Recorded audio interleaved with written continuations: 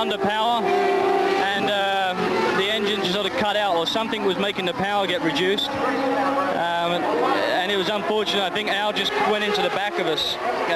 With, no fault of his. We just broke down under power, under load.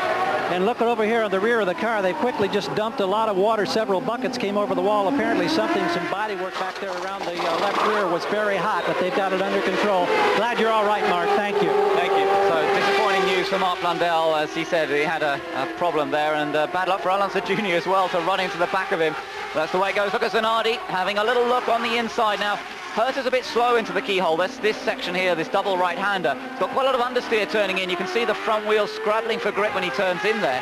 But what's more important is he can still get the power on coming out, and you can see as they get onto the main straight, where they're getting up to over 185 miles an hour right now, and then onto the brakes again, he's able to just open up enough of an advantage to escape from Zanardi, and so Alex is unable to put a passing maneuver on him. Down the hill once again. This is the real roller coaster section, because they just come down that hill through another right-hander, and now back over this humpback bridge. It's also through a corner as well, which makes life even more difficult. It's blind, and if there's a car off down there, well, they're purely dependent on the marshals to tell them that there's a problem, because they can just see absolutely nothing. No, there's a whole bunch of blind corners. There's another one there. That's a super corner. You really have to commit to that corner without seeing you cannot see the apex as you turn into that corner. Great corner indeed. It's a wonderful racetrack, this. Onto the front straightaway here. It's only a fairly short straightaway, and then down into turn one, which is very, very fast left-hander. This is where Alex Zanardi is going to try and get a jump out of the corner, but Herta looks pretty good through there. He's turning very, very consistent lap times,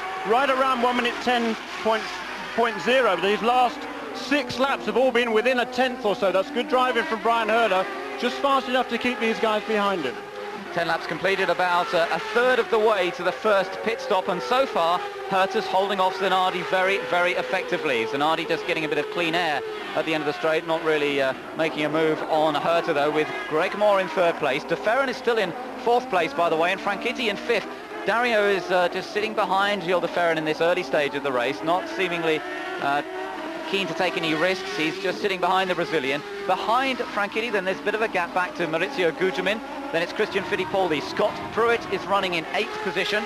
9th place is Jimmy Vasser, and in 10th place Raul Boesel. Then Michel Jourdain, still doing a good job there, Jeremy, in 11th. Yeah, once again going well. I'm very impressed with this young Mexican driver. He's only 20 years old, and you might argue that he's really too inexperienced to be racing in such high-class competition, and certainly his experience prior to coming into this series was minimal. A bit of Formula 2 in Mexico, and that was all he'd really done, but he's really given an extremely good of account himself. I'm impressed. Zanardi as close as ever, but Herta there just a bit more defensive on the way into the corner. Perfectly fair, and you're right on board with Zanardi. Hear him accelerating up through the gears now. Back onto the outside view from that main straightaway, and Alex Zanardi still closing up to the back of Bryan Herta's car, but not able to do anything about it. Moore, for the moment, seems to have just dropped back, but he may be quite content to sit there for a few laps while these two do battle, Herta versus Zanardi. And it's proving to be a tremendous battle already. Zanardi seems to have the edge, but it's trying to find a way past that's proving to be a little bit of a problem. Meanwhile, let me just tell you that Michael Andretti is still running. Remember, we saw him in trouble on the opening lap when he got into a spin. Michael at the moment is running in 15th position, and he's 8 seconds behind the next man on the road, Walter Salles, and we'll try and keep an eye on that and see whether he closes up the gap at all, and see whether Andretti is on one of his famous charges up through the field. Herta completes another lap. That's 12 laps now in the book, and still controls this race with Alex Zanardi in second place, Greg Moore in third, and then a bit of a gap back, another 3 seconds or so to Gilles de Ferran in fourth, Dario Franchitti in fifth, Maurizio Gugelmin in sixth, Christian Fittipaldi 7th, Scott Pruitt in 8th, Jimmy Vasser in 9th, and Raul Boesel in 10th place. They're the top 12 positions, and there you can see Michel Jourdain, Bobby Rahal in the last 2 point scoring places at this early stage of the race.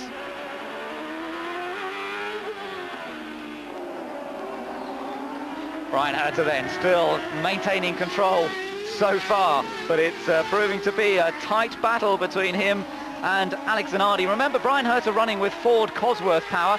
Really the front runners of the Ford contingent have been the Brahma team up to now, but Bryan Herta is showing that Team Rahal have also got the equipment to do the business. He's a talent, this young man. He really is. He's he would be the first to admit that the team has not really made the most of its equipment this year. But he's showing his stuff here this afternoon and that of Team Rahal. But you know, it's fascinating. We've got 3 Reynards here, 1, 2, 3. But here's a little incident going on behind there. There's one of the Toyotas. Oh, that's the incident back from earlier on in the race between Alan Sir Jr. and Mark Blundell. We're back to the front of the field here to go through turn 2 and onto the main straightaway. That's a Ford engine in front, a Honda engine in second, and a Mercedes engine third. That's great to see, isn't it? The 3 major engine manufacturers up there doing battle. Of course, there is one other engine manufacturer involved in this championship, and that's Toyota, and they're still not quite on the pace of these 3 leading contenders. The top Toyota car at the moment seems to be, who was it? I thought it was PJ Jones. Yeah, it was PJ Jones. He's actually in 16th place. He's next up behind Michael Andretti. Although he's just dropped back a couple of places, Jeremy, as he went past that time. For some reason, he seems to have appeared in 18th place now with Max Papis and Juan Fangio right behind him. So we've got 3 of the Toyota-powered cars all together there. Toyota still needing to do a lot of work to catch up to Honda, Mercedes-Benz and Ford. But at least they seem to have got the reliability a little better in recent races. Yeah, a lot better, isn't it? And Max Papis actually was thrilled with his engine yesterday. He said he felt as if it was the most powerful it had ever been. Unfortunately, he was going too fast too soon in the session, and he came up upon Richie Hearn down in turn 9.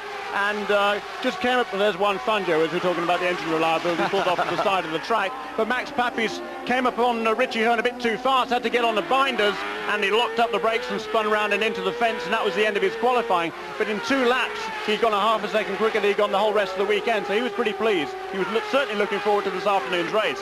Yes, I saw Max this morning. He seemed very fired up. Of course, remember this, it sounds like we're going yellow flag by the sound of things, possibly because of that car pulled off. I wonder if they'll need to, though. They may just have a local yellow there. Let's wait and see. Let's hope that they can pull that car off safely without bringing the pace car out.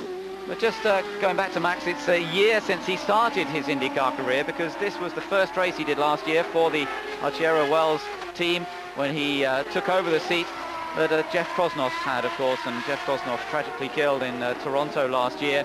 But Max Papis has done a fine job for the team since joining it, and I think he's delighted to be back at a track for the second time, and that's certainly helping him. Look at this, the leaders already coming up to some slower cars to go past, and both getting past Matsushita safely, and Greg Moore also going past safely. So it's not long before they start to catch up to Max Papis' teammate, Hiro Matsushita, who keeps well out of the way. Yeah, good job by Hiro. They saw the leaders coming up behind him. Turning 1's a pretty tricky corner. There is the safety truck. They're getting Fangio's car out of the way on the main straightaway. You're unlikely to have another accident there, but they want to get that car behind the wall there as quick as they can. There you can see Alex Zanardi closing up under braking, but Brian Hurley was able to get a good run off the keyhole corner there, and a good run onto the straightaway. Good straightaway speed from the Ford Cosworth. It's a shame the camera angle doesn't quite give you the idea down there of just how twisty and up and down it is, that section. We likened it to a Cadwell Park yesterday. For those of you British race fans who've ever been up to the Lincolnshire circuit, you'll know what we're talking about. Perhaps the Nürburgring in Germany is another good example. It really has great elevation change, and those blind brows making it so tricky for a driver who's never been here. Now, most of these drivers have done a fair bit of testing here this year, because it is one of the tracks that they get some testing on. And there, just taking a look at some of the segment times around the circuit, Brian Herta's segment times, the trap speeds, see a top speed of 189 miles per hour. That's on the long back straight, and that's Herta's top speed so far, so just under the 190 mile an hour mark. Good effort that from Herta, and that Ford Cosworth engine's certainly delivering the goods. Alex Zanardi, a bit of a wiggle coming out of the keyhole there. He seemed to gather it together though. And just wonder, he just seemed to lose a length or so on Brian Herta as a result of that, but I don't think it's anything too serious. Just a little note from farther back down the field. We told you we'd keep an eye on Michael Andretti. That's what we're doing. He's in 15th place still, and he's actually falling back from Gualter Salas. The gap between those two now is almost 12 seconds. So in the last 4 or 5 laps, Michael has lost the best part of a second a lap. So no real progress for the car number 6 of Michael Andretti. So it doesn't look like we're going to see one of Michael's charges, although remember there could have been some damage done to his car in that incident. We couldn't really tell whether there was any damage done to the suspension, and whatever the reason, Michael is still quite a long way back. Zanardi then running in second position, won the race here last year, and there's a tradition of double winners here. There is Michael, in fact. That's But we ride on board with Andretti, as we were telling you then, down in 15th place, but not really able to close up to Gualter Salles, who's ahead of him on the road, the young Brazilian, who's doing his first ever race here on the Mid-Ohio Sports Car course, and yet doing a fine job to stay ahead of Michael at the moment. Let's just ride with him around the lap. Oh well, just as I say it, they cut away from him, unfortunately. It's a shame. It would be nice to get an opportunity to see the track a bit more. Yeah, let's not. Later on, perhaps. But there is Michael through turn one there. Car looking fairly stable and no real signs of any undue wear. You can see a little bit of a dark patch around the centre of that right rear tyre. I don't think that seems to be anything too dramatic at this stage of the game. Now here we are riding on board with Bobby Rahal, and he's in 12th place at the moment. Right ahead of him is Michel Jourdain Jr., and that's the car that you're watching from this onboard camera. Meanwhile, let me tell you that I can see PJ Jones coming into the pits.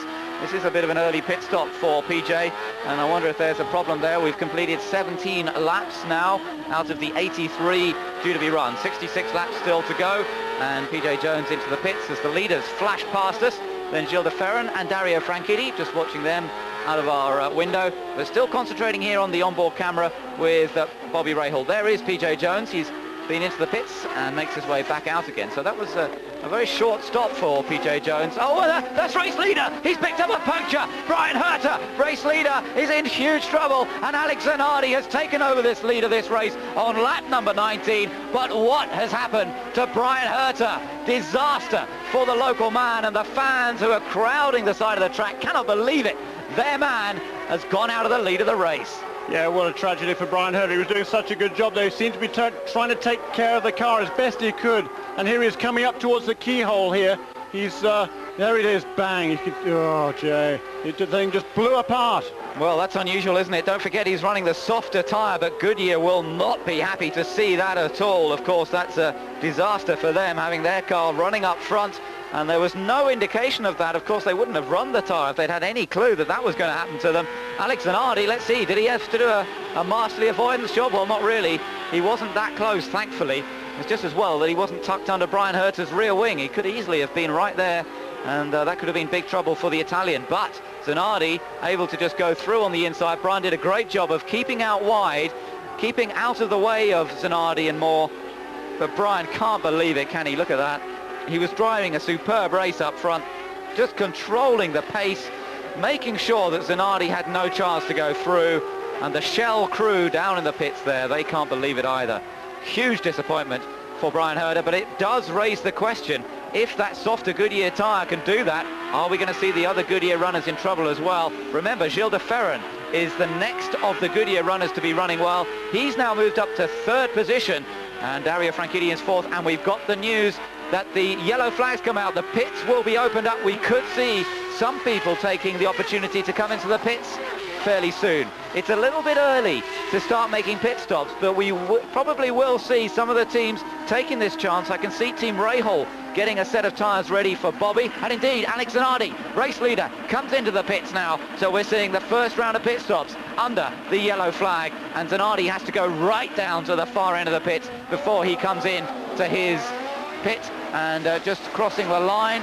Some of the cars... Yeah, Mauricio Gugelmin did not make a pit stop, and he was the only one so far not to come into the pits. Everybody else on pit lane for regular service. Great stop, 9.6 seconds, a very rapid stop indeed. Look at that, almost collecting the Brahma guys as they made their pit stop. But the Zanardi comes out safely, and there is Brian Herta walking back into the pits.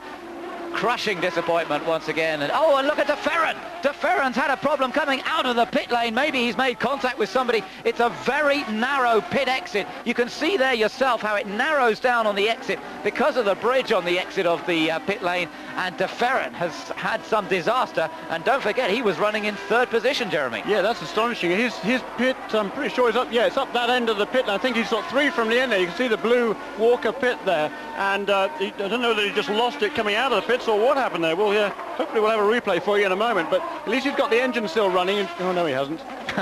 No, I don't think he has. He's still asking for a push from the CART officials, and they're trying to get him out of the way from pure safety's sake. They don't want him stuck there on the exit of the pits. It's a narrow enough place as it is. He's being pulled back to the Walker Racing pit, I think, by the looks of things. And, of course, his crew aren't really allowed to do much until he gets a bit closer in.